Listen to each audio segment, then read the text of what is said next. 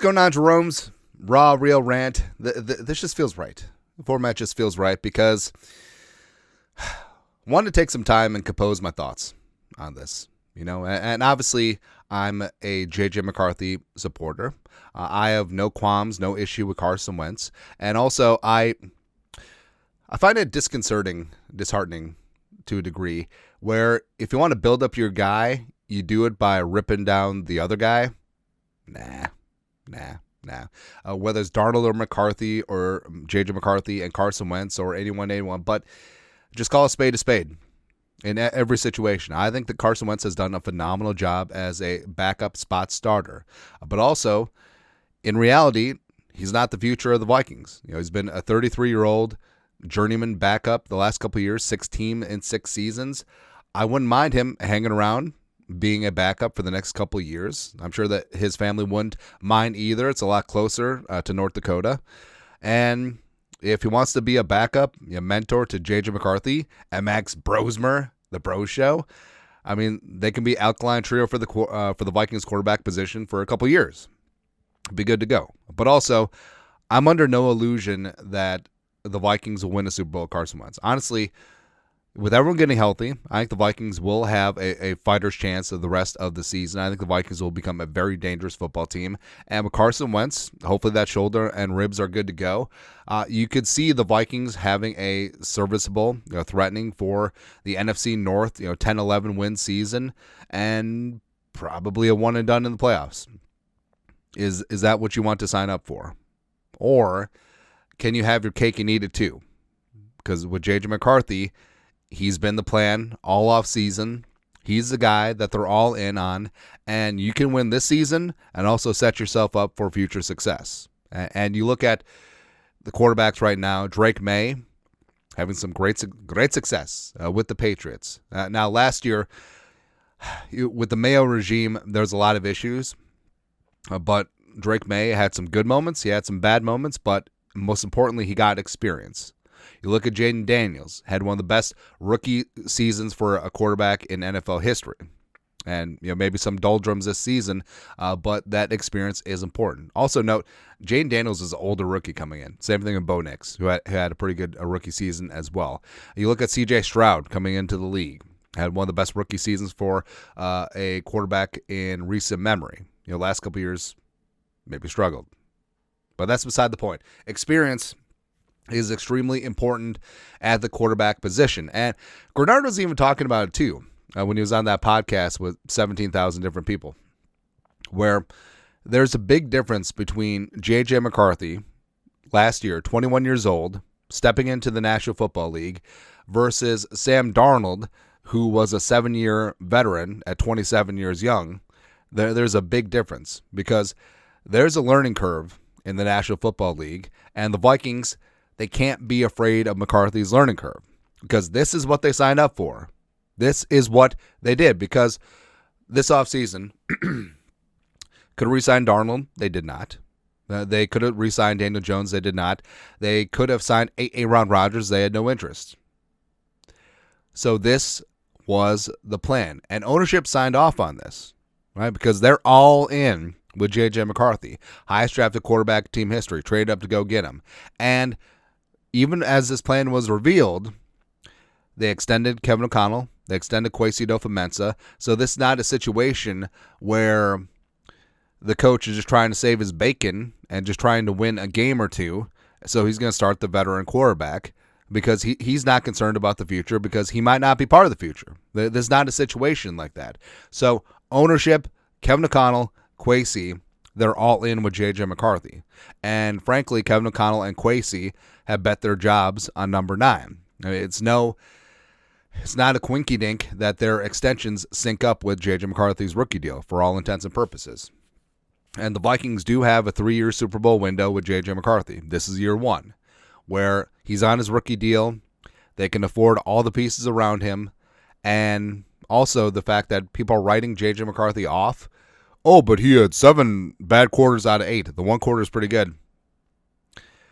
The one quarter against the Bears showed me so much about JJ McCarthy's hot character, grit, tenacity. Because remember, JJ McCarthy, NFL debut in his hometown against his hometown team, probably as bad of a 3 quarters as you could have had.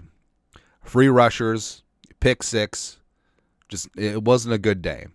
And to be able to pick yourself up, string together a drive, toss a piss missile touchdown to Justin Jefferson, a beautiful teardrop to Aaron Jones, get the 2-pointer, and then run in the game-sealing score, that tells you everything you need to know in 15 minutes of football.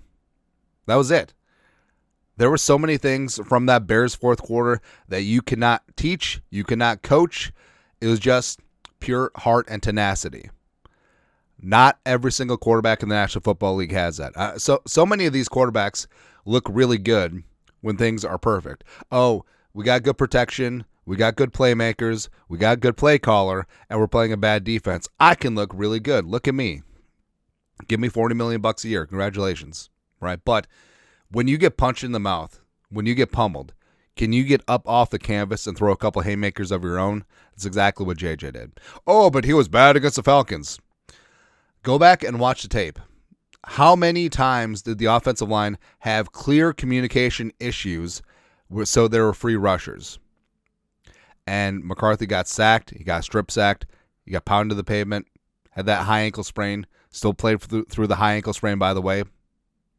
There's a lot of things going on there. And you're ready to write him off because of that Falcons game. And because of the first 3 quarters of the Bears game, which he came back from, by the way. It's okay. But look at all the homegrown quarterbacks the Vikings have had. Francis Tarkenton, right? Even though he went to the Giants for a little bit. And then, I don't know, Tommy Kramer, the pride of Rice. That's why I like him. Dante Culpepper, Central Florida, get your roll on, baby. Teddy Bridgewater, if his leg didn't fall off.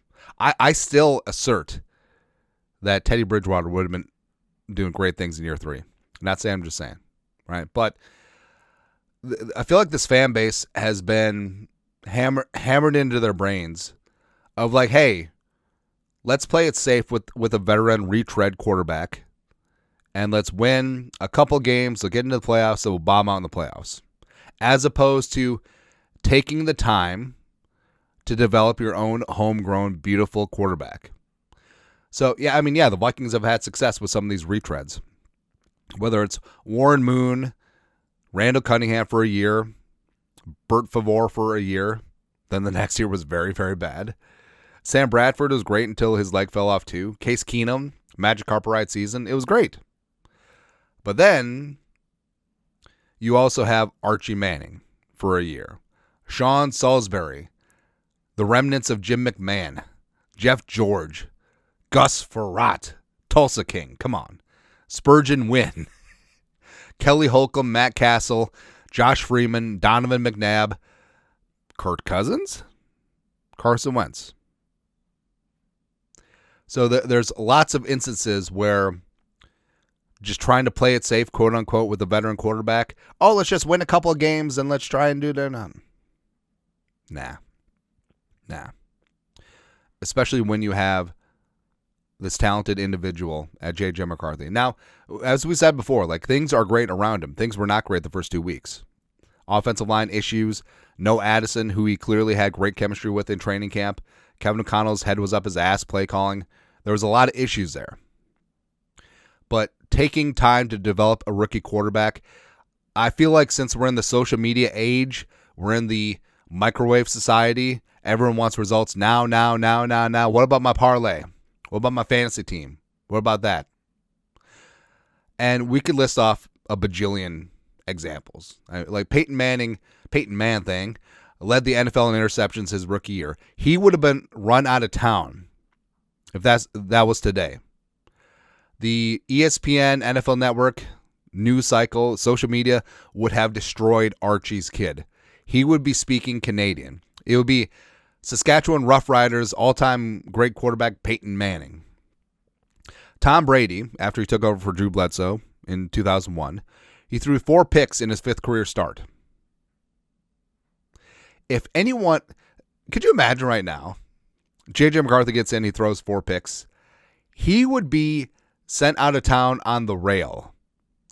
He would be in Seattle by nightfall. He would be in Kyoto by the end of the week, and then he would be transferred to the Beijing Titans. I think that's the team.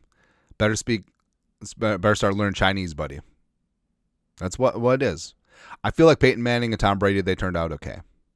And I know everyone brings up, well, Aaron Rodgers sat and Jordan Love sat. I really hate to admit this.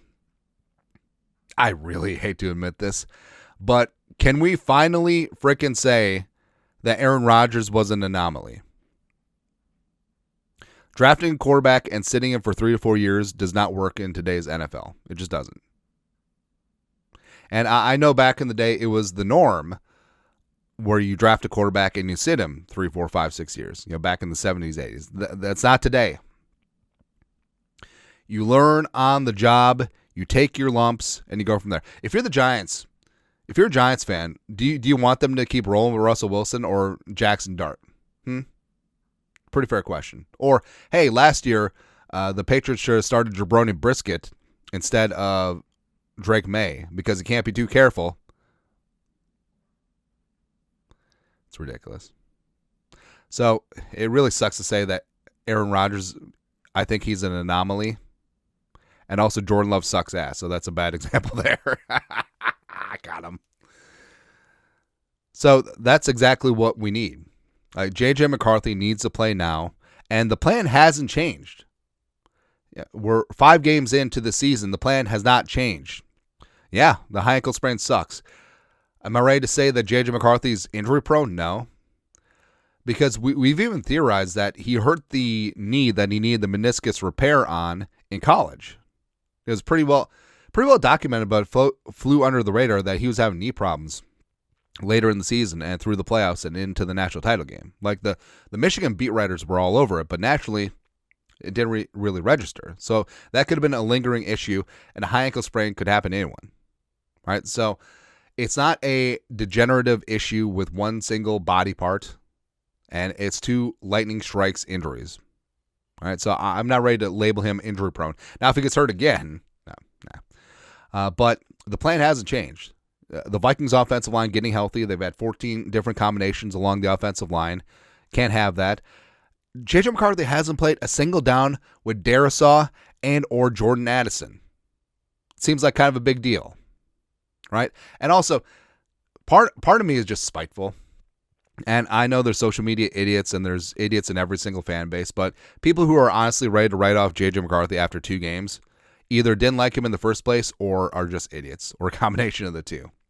And part of me, just out of spite, wants the Vikings to get rid of JJ McCarthy. He goes somewhere else and he becomes an FU top 5 All-Pro Super Bowl winning quarterback. And you know what those same idiots are going to do? Oh, why did the Vikings get rid of McCarthy? They should have known. Brr. Nah. Sometimes you need a little bit of faith. And again, the plan all off season was to have an FU offensive line, elite weapons on the outside, a great running game, and a hellfire defense. And the Vikings still have those pieces. Guess what? Everyone's getting healthy after the bye. Guess what? Before you even judge JJ McCarthy, I want to see a full season with the Vikings at relatively full strength. That's what it is. And hey, guess what? If you play JJ McCarthy and he doesn't look like he's the guy, guess what? Now you know. He's Schrodinger's QB. He could be elite. He could be terrible. But the Vikings, it behooves them to find out. Because that was the plan that ownership signed off on. No Darnold, no Daniel Jones, no Aaron Rodgers, all in with JJ McCarthy. Sometimes you go all in and lose. But you got to be all in. Put the damn chips in the middle. Come hell or high water, JJ McCarthy needs to be the starting quarterback of the Minnesota Fighting Vikings when he's healthy. And again, no disrespect to Carson Wentz. He's done a phenomenal job as a spot starting backup, but it's JJ McCarthy's show. He needs to go. And whether it's against the Eagles or the Chargers or we have to wait for Detroit. It's saying Detroit, man, the Super Bowl. It's a great storyline, man. JJ McCarthy headed back into Detroit, the city where he was technically drafted, back in the great state of Michigan where he led the Wolverines to a national title thanks to Connor Stallions. And then he just completely teabags, Darjamin blends the Lions at Ford Field. Good to go, man. Yeah.